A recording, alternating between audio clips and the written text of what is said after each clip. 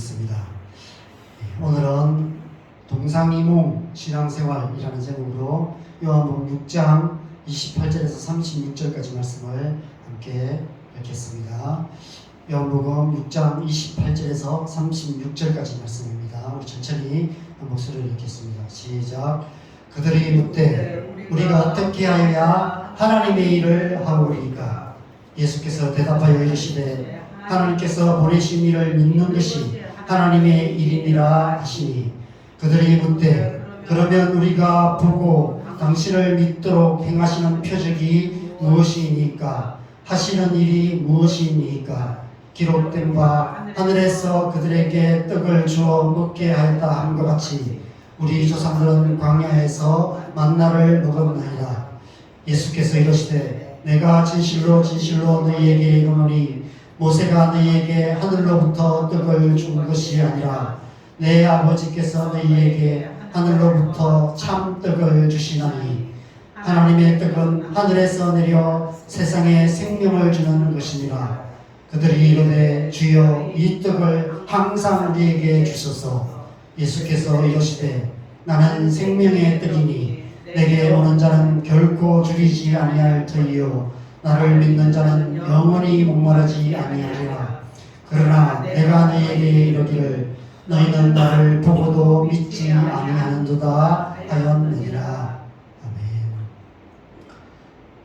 여러분, 동상이몽이라는 말을 잘 아실 것입니다. 한 침대에서 한 이불 덮고 자지만 꿈은 다른 꿈을 꾼다는 의미로 같은 상황에서 다른 생각을 하는 것을 말합니다. 지금 예수님과 제자들 그리고 무리들이 각각 동상이몽 가운데 있습니다. 예수님께서 오병이어의 기적으로 그들에게 하나님 나라를 맛보게 하셨습니다. 그런데 그 기적을 맛본 무리들이 광기에 사로잡혀서 예수님을 억지로 잡아서 왕으로 세우려 했습니다. 그들이 꿈꾸는 나라는 예수님께서 꿈꾸시는 하나님의 나라가 아닌 먹고 살 걱정 없는 잘 먹고 잘 사는 우리나라 좋은 나라였습니다. 오병이어의 기적을 일으키시는 예수님이 왕이 되신다면 최소한 먹고 사는 문제는 완전히 해결될 거라고 생각했습니다. 동상이몽이었습니다. 그래서 예수님께서 그 광기 어린 무리들을 피하여 산으로 피하셨다가 한밤중에 도망치던 풍랑이는 바다를 걸으셔서 가버나움으로 건너오신 것입니다. 그런데 많은 무리들이 배를 타고 그 바다를 건너서 가버나움까지 쫓아왔습니다. 오늘 본문 앞에 27절 보면 배를 타고 거기까지 쫓아온 무리들에게 예수님께서 이렇게 말씀하셨습니다. 썩을 양식을 위하여 일하지 말고 영생하도록 있는 양식을 위하여 하라. 예수님께서 영생하도록 있는 양식을 위하여 오병이어의 기적을 행하셨지만 그들은 여전히 썩을 양식을 위하여 예수님을 따라왔던 것입니다. 동상이몽이었던 것입니다. 오늘 본문 28절에서는 무리들이 예수님께 질문합니다. 그러면 우리가 어떻게 하여야 하나님의 일을 하오리까? 그렇다면 영생하도록 있는 양식을 위해서 어떤 일을 해야 됩니까? 라고 묻고 있는 것입니다. 당신이 말하는 하나님의 일이 도대체 무엇입니까? 할 수 있다면 우리가 그 일을 하고 싶습니다. 그 일을 해서라도 먹고 사는 문제 좀 해결해 주십시오 라고 이야기하고 있는 것입니다. 당연히 이런 질문을 할 수밖에 없었습니다. 태초에 하나님께 범죄함으로 먹고 사는 문제는 인간 존재의 본질적인 문제였습니다. 이 세상 모든 사람들이 이 문제 때문에 살아가고 있습니다. 먹고 살려고, 먹고 살기 위해서, 먹고 사는 문제를 해결하기 위해서 가기 싫은 직장도 가야 하고 하기 싫은 일도 해야 하고 그렇게 살아갈 수밖에 없는 것이 우리 인간 존재의 현실입니다. 실상이죠. 그래서 창세기 3장 17절에 19절에 땅은 너로 말미암아 저주를 받아서 너는 평생에 수고하여야 그 숙산을 먹으리라. 내가 흙으로 돌아갈 때까지 얼굴에 땀을 흘려야 먹을 것을 먹으리라. 그렇게 말씀하셨습니다. 이 세상이 썩을 양식을 얻기 위해서 일할 수밖에 없는 이유가 이 때문입니다. 죄로 말미암아 땅이 저주받아서 땀을 흘려 이래야만 먹고 살 수 있는 그런 세상이 되었기 때문입니다. 그래서 태초부터 지금까지 이 세상 모든 사람들은 먹고 사는 문제를 해결하기 위해서 발버둥치며 살아왔고 지금도 그렇게 살아가고 있습니다. 세계의 극한 직업이라는 다큐멘터리 프로가 있습니다. 이 프로를 보면 극한 상황 속에서 먹고 살기 위해서 처절하게 발부둥치며 살아가는 제3세계 사람들의 모습들을 볼 수 있습니다. 목숨 걸고 일하지만 하루 종일 일해도 받는 돈은 우리나라 돈으로 몇천 원밖에 안 되는 그런 삶을 살아가는 사람들이 많이 있습니다. 그래도 그 일을 하지 않으면 가족들이 굶을 수밖에 없기 때문에 생명을 걸고 그 일을 해야만 합니다. 태초부터 이 세상은 항상 그런 세상이었습니다. 물론 극소수 특권층은 그렇지 않았겠죠.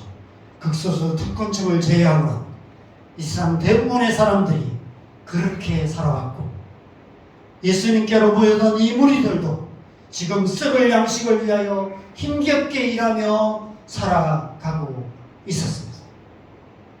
그런 그들에게 예수님께서 영생하도록 있는 양식을 위한 일을 말씀하고 계신 것이죠. 영생하도록 있는 양식을 위한 일자리를 주시겠다고 말씀하십니다. 내가 지금 썩을 양식을 위해서 애쓰고 있는데 영원히 있는 양식, 그렇게 일하지 않아도 영생하도록 있는 양식을 얻을 수 있는 일자리가 있다라고 말씀하시는 것입니다. 그래서 영원히 먹고 살 걱정 없는 하나님의 일을 해야 된다라고 말씀하고 있는 것이죠. 그러면서 오병이의 기적을 통해서 하나님의 일이 무엇인지를 말씀하고 계세요. 이 무리들이 이 말이 무슨 말인지 이해하기가 쉬웠을까요? 이해가 안 되는 거예요. 도대체 뭘 말씀하시는 것이지? 영생하도록 있는 양식이 무엇이지? 어떻게 그런 삶이 있다는 것이지? 이런 생각들을 했을 것입니다. 그래서 묻는 거예요. 우리가 어떻게 해야 하나님의 일을 하오니까? 도대체 당신이 말하는 하나님의 일이 무엇입니까? 어떻게 먹고 살 걱정 없이 그렇게 살아갈 수 있습니까? 이런 질문을 하는 것입니다. 어떻게 해야 영원히 먹고 살 걱정 없는 삶을 살 수 있습니까? 여러분, 어떻게 해야 영원히 먹고 살 걱정 없는 삶을 살 수 있습니까? 이 세상에 그런 삶이 있습니까? 이 세상에 먹고 살 걱정 없이 살아갈 수 있는 방법이 뭘까요? 이 세상 사람들은 돈 많이 버는 겁니다. 대박 맞는 것밖에 방법이 없어요. 대박 맞아서 수십억 생긴다면 이제 먹고 살 걱정 없겠죠. 그래서 대박을 꿈꾸는 겁니다. 사람들이 묻는 거예요. 예수님이 이 모든 무리들을 향해 2만 명이나 되는 무리들을 향해서 그 말씀을 하시는 거예요. 너희 모든 사람들이 영원히 먹고 살 걱정 없는 그런 하나님의 일이 있다 라고 말씀하시고, 어떻게 해야 이 모든 사람들이 영원히 먹고 살 걱정 없는 삶을 살 수 있습니까? 이런 질문을 하는 게 당연한 것입니다. 여러분, 이 세상에는 너무 작아서 볼 수 없는 존재들이 있지만 반대로 너무 커서 볼 수 없는 존재들이 있습니다. 하나님과 천사들, 영적인 세계는 너무 커서 볼 수 없는 그런 세계죠. 너무 작아서 들을 수 없는 소리도 있지만 반대로 너무 커서 들을 수 없는 소리도 있습니다. 하나님의 음성은 너무 커서 들을 수 없는 소리입니다. 근데 여러분 아십니까? 너무 어려워서 하기 힘든 일도 있지만 너무 쉬워서 하기 힘든 일도 있습니다. 지금 우리가 어떻게 해야 하나님의 일을 하오리까라고 묻는 무리들은 분명 예수님께서 뭔가 크고 엄청난 일을 말씀하실 거라고 생각했습니다. 2만 명의 무리를 먹이려면 얼마나 필요한지 정확하게 계산했던 빌립처럼 예수님의 대답을 듣고 자신들이 지금 하고 있는 일을 버리고 하나님의 일을 하는 것이 더 나은지를 계산해 보려 했습니다. 도대체 예수님이 뭘 말씀하실까? 만약 예수님이 말씀하시는 일이 우리가 할 만한 일이라면 그 일을 해야 되겠다. 직업을 바꿔야 되겠다. 일자리를 바꿔야 되겠다. 이런 계산을 하고 있었습니다. 근데 예수님의 대답이 뜻밖이었어요. 예수님께서 하나님께서 보내신 일을 믿는 것이 하나님의 일이라 라고 말씀하세요. 예수님을 믿는 것이 하나님의 일이라는 것입니다. 여러분, 이보다 더 쉬운 일이 어디 있습니까? 예수님께서 지금 일도 아닌 일을 말씀하세요. 단지 믿기만 하면 된다는 것입니다. 여러분, 믿는 것이 일입니까? 일도 아닙니다. 그거 못할 사람이 누가 있겠어요? 누구나 할 수 있는 일입니다. 언제든지 할 수 있는 일입니다. 어린아이도 할 수 있고 지금 당장 할 수 있는 일도 아닌 일이 바로 믿는 일입니다. 그 2만 명의 무리들 다 배우지 못한 사람들이었습니다. 가난한 사람들이었고 노인들도 있었을 것이고 어린아이들도 있었을 것입니다. 그 모든 사람들이 지금 당장 할 수 있는 일을 말씀하십니다. 믿으면 된다는 것입니다. 이 세상에 이보다 더 쉬운 일이 어디 있습니까? 그냥 믿기만 하면 되는 거예요. 아무것도 다른 것이 필요 없습니다. 더 쉽게 말하면 너희가 지금 생각하고 마음속으로 계산하는 그런 일을 할 필요가 없다는 것입니다. 더 극단적으로 말하면 아무 일도 안 해도 된다는 것입니다. 단지 믿기만 하면 된다는 거예요. 예수님께서 지금 믿음으로 안식하는 삶을 말씀하고 계시는 것입니다. 너희가 지금까지는 먹고 살기 위해서 그렇게 발버둥치며 애쓰며 살아왔지만 너희가 이제 나를 믿기만 하면, 예수님을 믿기만 하면 먹고 사는 문제를 포함한 너희 인생의 모든 문제들 다 하나님께서 해결해 주실 거라고 말씀하고 계십니다. 여러분, 우리 인생에는 수많은 문제들이 있습니다. 그 문제들의 중심에는 먹고 사는 문제가 있어요. 먹고 사는 문제를 해결하기 위해서 죽도록 일해하고 그러다 보면 서로 경계선을 침범하게 되고 다툼이 일어나게 됩니다.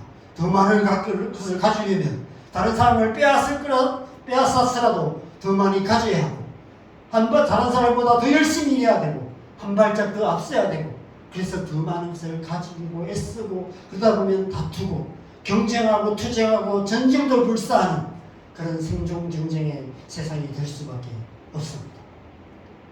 우리가 이런 세상을 살아가요. 우리가 그렇게 살아가면서 또 세상을 그렇게 만들어가요.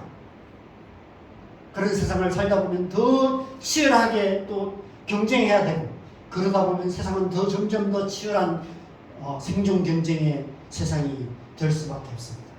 우리가 그런 세상을 만들어 놓으면 우리 자녀들은 또 더 치열하게 살 수밖에 없겠죠. 오늘날 우리 자녀들이 그런 세상 앞에 서 있어요. 우리가 앞선 우리의 세대들이 이 세상을 더 치열한 생존 경쟁의 세상을 만들어 놓고는 우리의 자녀들을 그 속에 밀어넣고 있어요. 우리의 자녀들이 그 속에 들어가기 쉬울까요? 어렵습니다. 너무 치열하니까. 저기 가서 내가 살아남을 자신이 없으니까 세상 속에 못 들어가고 있어요. 우리 자녀들 잘못일까요? 앞세대인 우리 잘못이죠. 우리가 믿음의 삶을 살지 않았기 때문에 우리가 세상과 똑같이 치열한 생존 경쟁의 세상에 뛰어들어서 그리스도인 우리가 더 부동산 투기에 앞장서고 더 다른 사람보다 더 잘 살려고 더 많은 것을 가지려고 욕심부리고 그렇게 살아왔기 때문에 세상이 더 치열한 생존 경쟁의 세상이 되었습니다. 이런 세상 속에 이제 우리 자녀들을 밀어 넣을 수밖에 없어요. 왜냐하면 우리 자녀들 이 세상 속에 들어가 살아야 되니까. 그런데 이 세상 속에 들어가서 과연 우리 자녀들이 이 치열한 생존 경쟁에서 살아남을 수나 있을까요? 이런 세상입니다. 나와 내 가족 더 잘 먹고 잘 살기 위해서 탐욕을 부리게 됩니다. 나아가 할 수만 있다면 자손 대대로 영원히 먹고 살 걱정 없게 만들어 놓고 싶어집니다. 그래서 돈 가진 사람들은 더 많은 돈을 가지고 애쓰는 거예요. 세계의 각부들이 가진 재산을 보면 수십조, 수백조가 넘는 사람들이 있습니다. 여러분 1점만 해도 얼마나 많은 돈인지 계산이 안 됩니다. 제가 계산을 보니까 1조가 얼마나 되냐 하면 일당 10만 원 받고 받는 노동자가 하루도 안 쉬고 일하면 약 27,400년 동안 모아야 하는 돈이 1조입니다. 하루 100만 원씩 펑펑 써도 2740년 동안 쓸 수 있는 돈이 1조입니다. 그런데 이 세상에는 수십조, 수백조 가진 저의 재산을 가진 부자들이 많이 있습니다.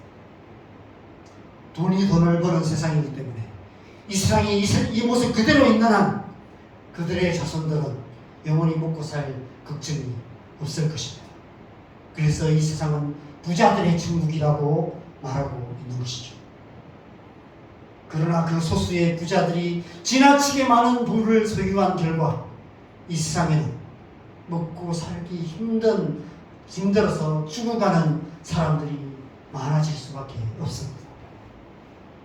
여러분, 코로나 팬데믹 이후에 세계 최상위 부유층이라고 말하는 슈퍼리치라고 말하는 5명의 재산이 2배 이상 늘어났다고 얘기합니다. 코로나 기간에.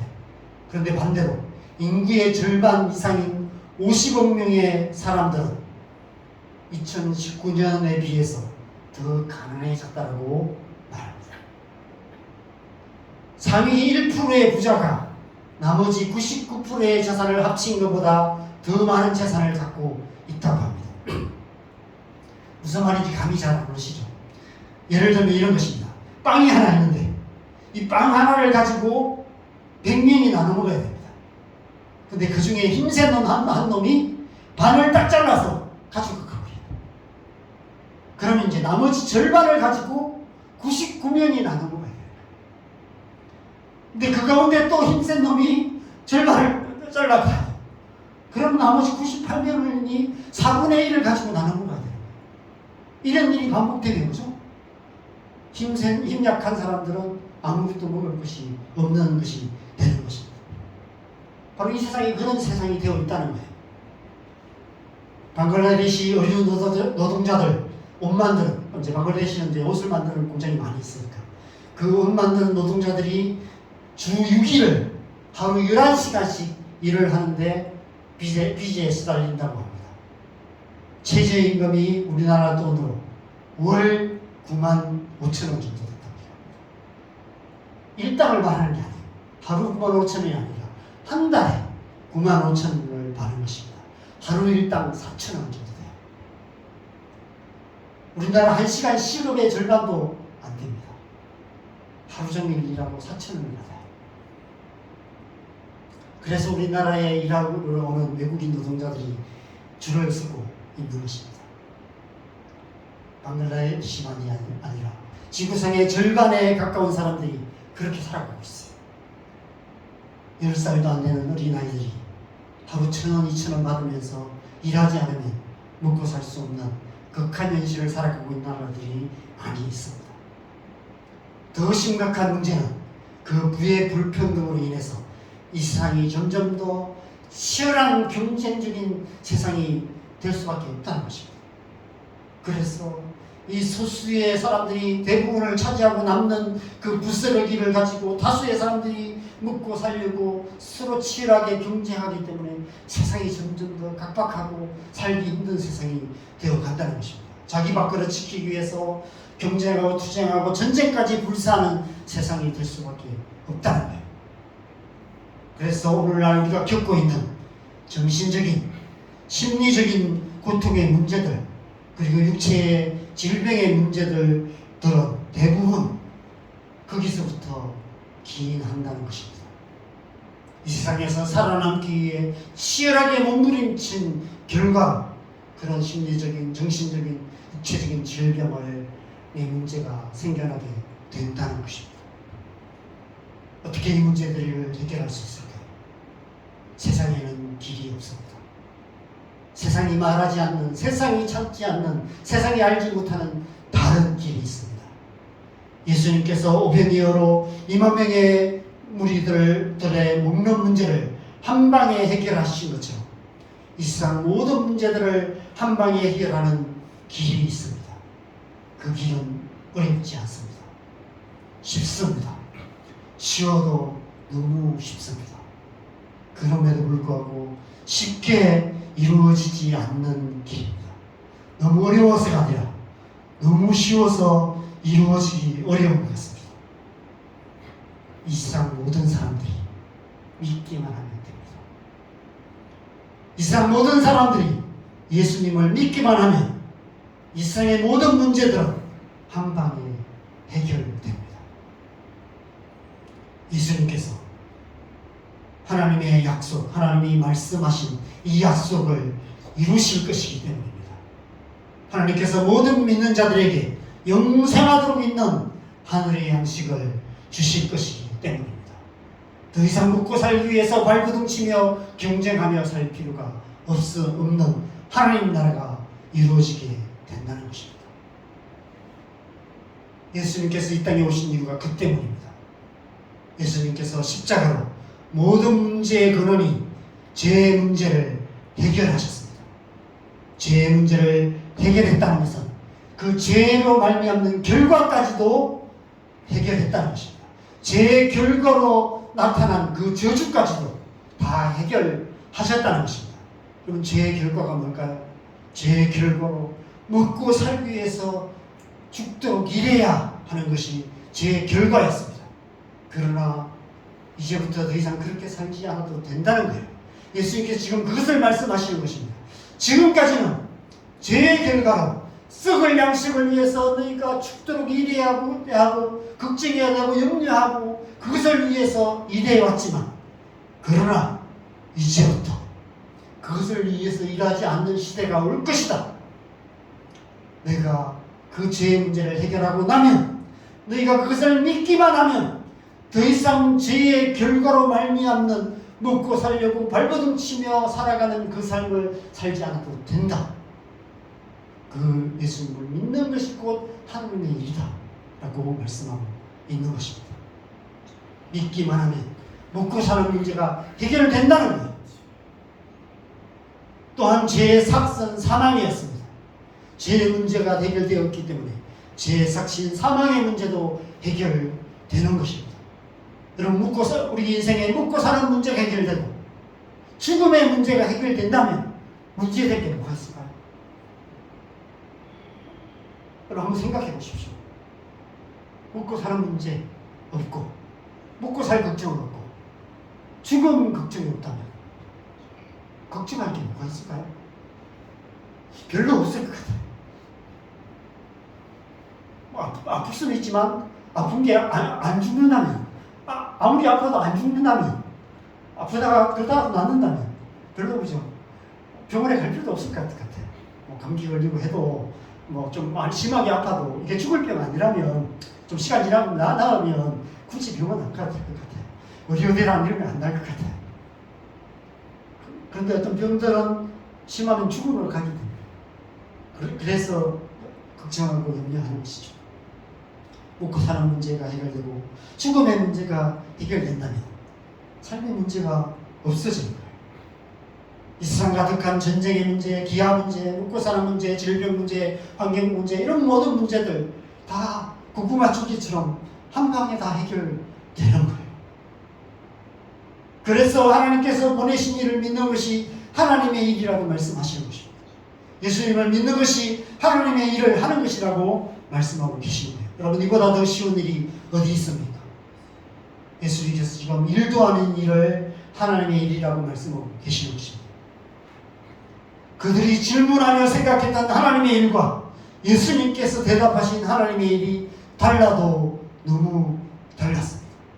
완전 동상이몽이었습니다. 그래서 그들은 예수님의 말씀을 받아들이기가 어려웠어요. 너무 어려워서 어려웠던 것이 아니라 너무 쉬워서 믿을 수가 없었어요. 도대체 예수님만 믿으면 어떻게 먹고 사는 문제가 해결된다는 말이지? 여러분도 그렇지 않은가요? 저는 사역자로 30년을 살았는데 저도 처음에 그랬습니다. 월급 없이 그냥 하나님만 믿고 살아가는 삶, 그게 어떻게 가능할까? 간사님들이 그렇게 산다는데, 근데 하나님이 저를 그렇게 부르셨어요. 그리고 그렇게 살게 하셨어요. 그렇게 살아가니까 많은 사람들이 또 저를 보면서 그러더라고요. 그렇게 어떻게 그게 가능하냐? 비현실적이다. 뭔가 다른 길이 있겠지. 뭐 누가 도와주는 사람이 있겠지. 뭐 부모님이든 누구든 뭔가 뭐 어떻게든 도와주는 사람이 있겠지. 이렇게 생각하시더라고요. 하나님만 믿고 살아간다는 거. 그게 좀 믿기가 어려운 것 같아요. 그런 삶 살아가는 거. 먹고 사는 문제까지 하나님께 맡겨드리고 살아가는 것이 쉽지 않은 것 같습니다. 그래서 그 사람들이 표적을 구합니다. 당신을 믿도록 행하시는 표적이 무엇입니까? 라고 얘기합니다. 이미 오병이어의 표적을 보았음에도 불구하고 다른 표적을 또 구해요. 여러분, 아무리 많은 표적을 보여준들 무슨 소용이 있겠습니까? 그들은 모세가 광야에서 만나를 준 것 같은 표적을 요구합니다. 모세가 하늘에서 매일 만나를 내리게 했던 것 같이 매일 오병이어의 기적을 내려주셔서 먹고 사는 문제를 한번 해결해 주시라고. 그러면 믿겠다. 그렇게 얘기하고 있는 것입니다. 먼저 이 세상에 고통받는 사람들의 문제를 해결해 달라는 것입니다. 그러면 믿겠다.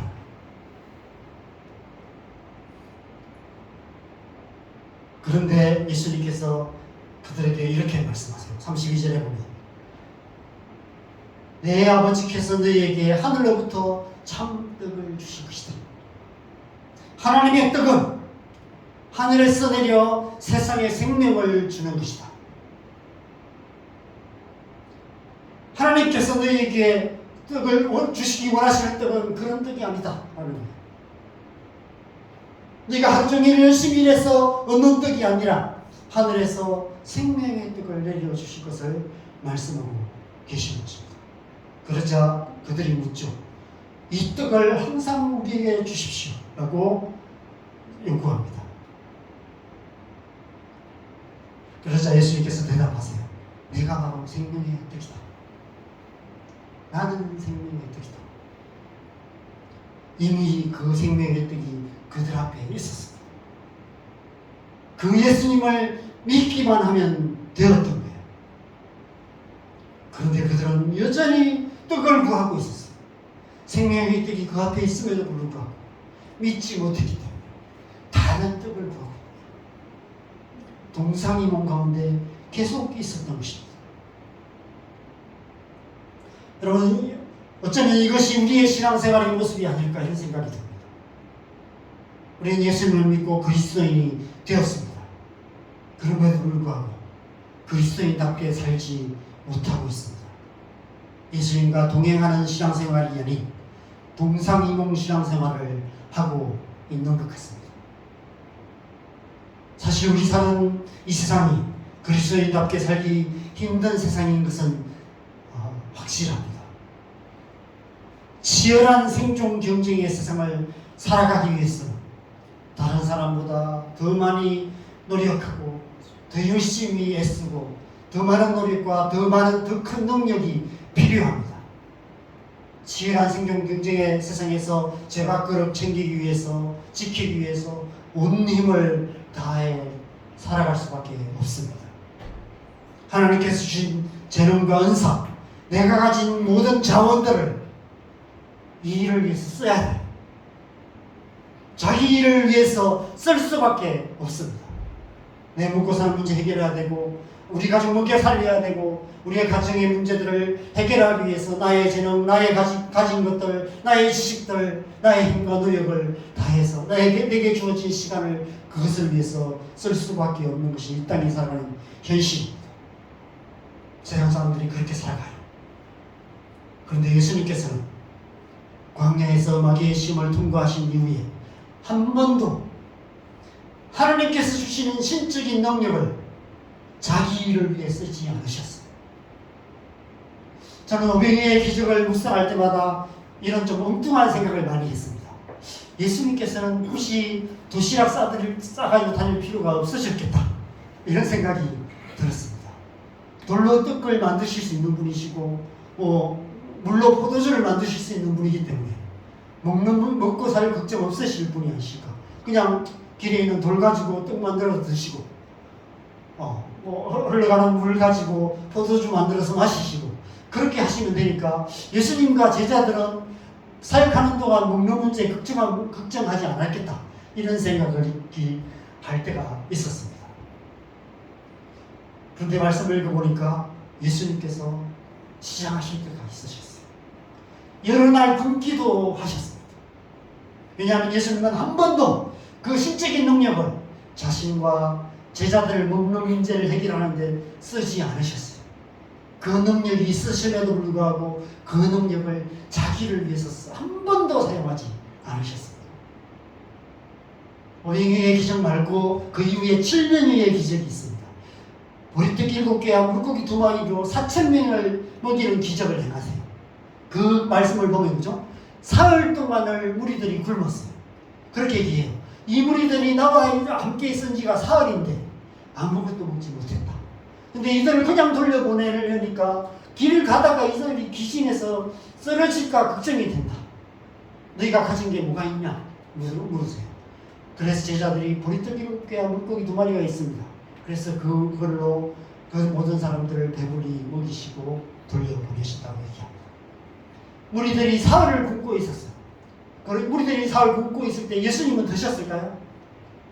나는 말씀도 전해야 되고 병 고치는 기적도 해야 되기 때문에 나는 힘이 있어야 되기 때문에 그래도 나는 먹어야 되겠다라고 예수님은 드셨을까요?